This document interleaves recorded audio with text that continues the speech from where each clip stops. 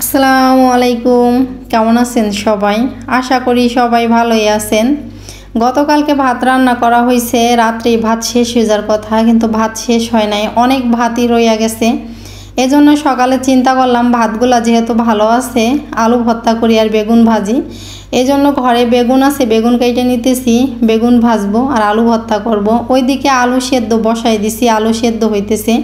আমি এদিকে বেগুন পেঁয়াজ মরিচ কাইটে নিতেছি, যেহেতু ভর্তা করায় পেঁয়াজ মরিচ লাগবে। এজন্য পেঁয়াজগুলা কীরকম যেন 5টা কাটলে একটা ভালো বের হয়। উপর দিয়ে পেঁয়াজগুলা ভালো দেখা যায়, কিন্তু মুখে কাটতে গেলে শক্ত। মাকে বললাম এই পেঁয়াজগুলো কার কাছ থেকে আনা হয়েছে, পেঁয়াজগুলো তো একটু ভালো না, 5টা কাটলে একটা ভালো বের হইতেছে, কীরকম যেন শক্ত শক্ত পেঁয়াজ। আর এদিকে আমার আলু সেদ্ধ হয়ে গেছে, আলুগুলো চিকন চিকন করে কাইটে দিছি তাড়াতাড়ি সেদ্ধ যাতে হয়, এজন্য। তো আলুগুলো তো সেদ্ধ হয়ে গেছে। তারপরে যে ভর্তার জন্য পেঁয়াজ মরিচ ভাইজা নিতেছি। প্রথমে পেঁয়াজই ভাইজা নিতে, ভাজার পরে সেই তেলে শুকনা মরিচ ভাইজা নিছি। ভর্তার জন্য শুকনা মরিচ পেঁয়াজ ভাইজা নেওয়া হয়ে গেছে। তারপরে যে বাকি তেল ছিল সেই তেলে যে বেগুন ভাইজা নিতেছি। আর এদিকে শুকনা মরিচ পেঁয়াজ ভাইজা নিছি, আলু তো সেদ্ধ করে রাইখা দিছি, আলু গরম একটু জোড়াইলেই চুলা ভর্তা করব। আর এদিকে চুলায় বেগুন ভাজতেছি, চুলার জাল অনেক পরিমাণ জ্বলে গেছে, এই জন্য বেগুন পুড়ে যাবে দেখে জাল টান দিতেছি। তো বেগুন তো এক পাশ ভাজা হয়ে গেছে, আর এক পাশ ভাইজে নিতেছি। আর ওই জাল যেভাবে জ্বলছে, যদি থাকতো বেগুনগুলা পুড়ে গেত। আর বেগুনও তো বেশি মোটা মোটা না, চিকুন চিকুন বেগুন। এই বেগুনগুলো তেলে দিলে কিন্তু তাড়াতাড়ি ভাজা হয়ে যায়। বেগুন ভাইজে নেওয়া আমার হয়ে গেছে, তারপরে ভর্তাও করে নেওয়া হয়ে গেছে। আমি আবার বেগুনগুলা দেখতেছি যে বেগুনগুলা কীরকম। ভর্তা একটু খাইয়ে দেখলাম কেমন হয়েছে, ঝাল আবার বেশি হয়ে গেছে নাকি, দেখি না ঝাল বেশি হয় নাই, ভালোই হয়েছে। এদিকে ভাত খাওয়া, ওরা বেগুন আর আলু দিয়ে, আমার মেয়ে ভাত খাইতেছে, আমিও ভাত খাবো এখন। আমার ভাতের প্লেট আমি বাইরে নিয়ে বসে গেছি খাওয়ার জন্য। সকালে অনেক দিন পর কিন্তু পান্তা ভাত দিয়ে ভর্তা দিয়ে খাইতেছি। এরকম কিন্তু পান্তা ভাত দিয়ে সকালে ভর্তা ভাজি সালাদ দিয়ে, টমেটোমের সালাদ দিয়ে খাইতে কিন্তু অনেক মজা লাগে। তো অনেক দিন পর খাইতেছি দেখে বেশি ভালো লাগতেছে পান্তা ভাত। ইদানিং পরাপর 2-3 দিন খাইলে কিন্তু আবার ভালো লাগবে না। এই পান্তা ভাত খাইলে কিন্তু আমার একটু পরে আমার খিদা লেগে যায়, কেন জানি আমি বলতে পারি না। সকালে নাস্তা খাওয়া দাওয়া করার পরে তারপরে বাজার থেকে মাছ চলে আসছে, সে মাছটা এখন কাটে নিতেছি। বাজার থেকে বড় একটা ব্রিকেট মাছ আনছে, তা মাছটা কাটার প্রথমে আমি চারপাশের কাটাগুলো কাটে নিতেছি। এইগুলো মাছ কাটার আগে না কাটলে কিন্তু মাছের গায়ে যে আঁশটা থাকে ওইটা কাটতে সুবিধা হয় না, তাই আমি সুবিধা পাইতেছি না। যেহেতু আমার ভাঙ্গা হাতের আগেও 2-1টা ভিডিওতে আমি বলছি, মাছটা 3 খণ্ড কইরা তারপরে আমি মাছের গায়ের আঁশটা ছাড়াইছি। এই ব্রিকেট মাছের আঁশটা কিন্তু অনেক ছোট ছোট থাকে, এজন্য আঁশটা ছাড়াতে কিন্তু একটু কষ্ট হয়। তো যাই হোক, মাছটা কাইটে সুন্দর করে পরিষ্কার করে চলে আসছি আমি রান্নাঘরে। আর সুন্দর করে মাছটা কিন্তু পরিষ্কার করছি, যেহেতু আমরা মাটির কুলায় মাছ ধুই। তারপরে চলে আসছি রান্নাঘরে।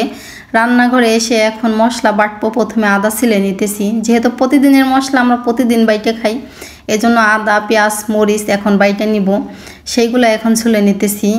আদা এনে রাখছে কয়েকদিন ধরে, সেই আদা ফ্রিজেও রাখা হয় না, ব্লেন্ডারও করা হয় না, কীরকম জানে আদা নষ্ট নষ্ট হয়ে গেছে। তারপরে তো আমার মশলা বাইটে নেওয়া হয়ে গেছে, রান্নাও চড়াই দিছি। এদিকে তেলের উপরে মশলা দিয়ে মশলা কষাই নিছি। লবণ দেওয়ার মনে ছিল না, একটু লবণ দিলাম, হলুদও দিয়ে দিলাম। এখন হলুদ লবণ দিয়ে একটু কষিয়ে একটু পানি দিব। পানি দেওয়ার পরে একটু আর একটু কষাই নিব, তারপরে মাছ দিয়ে দিব। তো এখন একটু পানি দিয়ে একটু কষাই নিব। পানি দিয়ে মশলা এখনও কষানো হয় নাই। তেলের উপরে মশলা দেওয়ার পরে কিন্তু পানি দিয়ে একটু কষিয়ে না নিলে কিন্তু তখন মশলায় গন্ধ হয়। সুন্দর করে মশলাটা কষিয়ে নেওয়ার পরে তারপরে দিয়ে দিলাম তার ভিতরে মাছ। শুধু মাছই দিই নেই, তার সঙ্গে 3-4টা আলুও দিছি। আজকের মাছে কিন্তু ঝোল করব না, এইভাবে মশলার ভিতর দিয়ে সুন্দর করে কষিয়ে এর ভিতরে বেশি করে পানি দিয়ে সেই পানি টানাই নিব, মানে কষানোর মতোই রাখবো। শুধু মাছ কষাইলাম না, আজকে সাথে আলু দিয়ে কষিয়ে এভাবে রান্না করব। তা মাছ তো অনেকক্ষণ পর্যন্ত আমি কষাইতেছি, এভাবে ওভাবে নাইড়ে চেড়ে ভাবতেছি এবার মাছ ভাঙে গেল নাকি, দেখি না মাছ ভাঙে নাই। অনেকক্ষণ পর্যন্ত কষিয়ে নিছি মশলার ভিতরে মাছ আলু দিয়ে। এখন বেশি করে পানি দিয়ে দিলাম। আজকে যে মাছটা আনছে সেই মাছটা 3 দিন হবে, আজকে রান্না করছে আরও 2 দিন হবে। আর এদিকে বাঁধাকপি আনছিল, বাঁধাকপি ভাজি করতে বলছিল, বাঁধাকপি আর ভাজি করি নাই। মানুষ আমরা অল্প, যেই তরকারি রান্না করলাম ওই তরকারি থাইকা যাবে। বাঁধাকপি কিন্তু আমরা তো পাশের বাড়ি লাগাইছি, সেখান থেকে আর আনি না। এটা তো কোথা থেকে আসছে তার খবর নাই। দেখেন আমাদের বাড়ি আসতে আসতে পাতাকপির কালারটা এরকম হয়ে গেছে। বাজার থেকে কিনে আনছি কিন্তু আমাদের এরকম তত্ত্বতা জিনিস তো আমরা আর খাইতে পারি না, যে পাশের বাড়ি লাগাইছে সেখান থেকে আইনে আমরা খাইলাম। আমাদের এরকম জিনিসই খাইতে হয়, টাটকা জিনিস আর আমাদের ভাগ্যে হয় না। অনেকক্ষণই হয়েছে, মাছ জাল করে নিছি, আরও কিছুক্ষণ জাল করব। তো তার মাঝামাঝি কিছু কাঁচামরিচ দিয়ে দিলাম আমি। তো চুলায় তরকারি রেখে আসছি, তরকারি জাল হইতেছে। আমি চলে আসছি নীলগো কোনায়, মানে আমাদের পাশের কোনা। মানুষ তো দোকান নিয়ে বসে বড় একটা ঘরের ভিতরে, ওদের দোকান হলো বস্তার ভিতরে। আমি জিজ্ঞাসা করছি, নীল তোদের ঘরে কি কোনো খাবার তা আছে? বলে পিসি হ্যাঁ আমার বাবা মাল আনছে, আসো দেখা যাও, গতকালকে আনছে, টাটকা খাবার পাবে।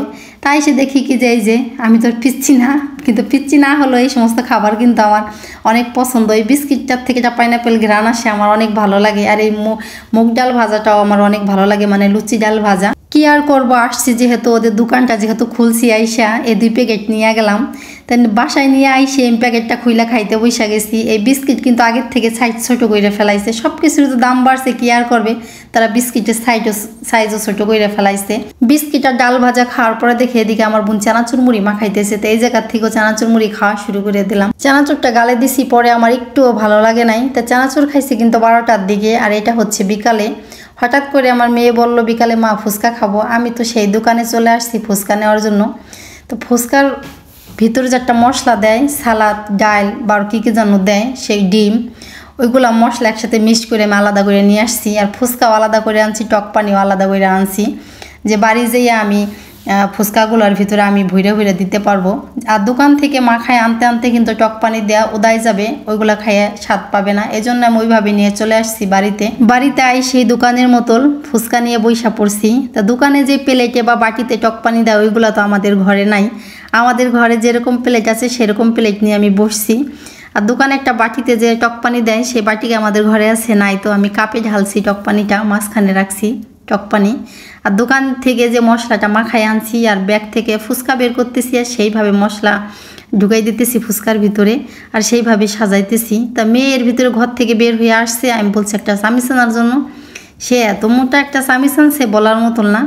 আর পলিথিন থেকে যেই মশলা দিছে আমি তো অনেক বেশি বেশি করে ভরতেছি ফুচকার ভিতরে, মনে হয় শর্ট খেয়ে যাবে। আর দেখেন কি মোটা একটা চামিচ এনে দিছে। এই চামিচটা এত ভার বলার মতন না, চামিচের ভারে কাপটা পড়ে যাবে আমি যা ভাবছি, লাস্টে কিন্তু তাই হয়েছে। প্রথমে আমি বলছি ঘরে কি আর চামচ নাই, এই চামিচটা আনতে হবে, ও তাই করছে।